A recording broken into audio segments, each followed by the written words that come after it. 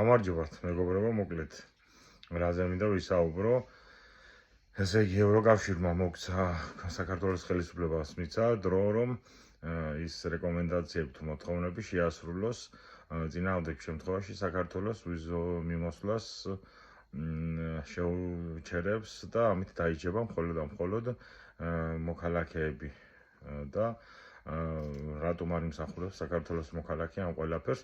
მოკლედ 2020 წელს შარლ მიშელი იყო ჩამოსული საქართველოში და ყველაფერი გააკეთა იმისთვის, რომ ლეგიტიმაცია გაეკეთებინა ბიზნესთვის და იმდროინდელი ხელისუფლებისთვის.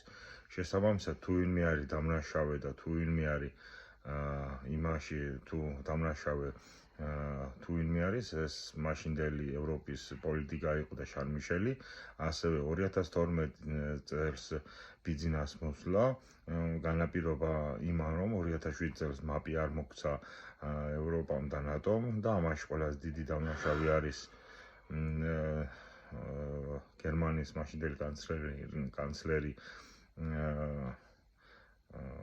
და საფრანგეთის პოლიტიკა და ეს დიდი ქვეყნები, რომლებმაც უარი გვითხრეს ნატოში გაწევრიანებაზე. შესაბამისად 2007 წელს გაფორმდა და გადაწყდა რეალურად საქართველოს ბედი. უბრალოდ 2012 წელს მოხდა ცვლილება, თორე რეალურად იმ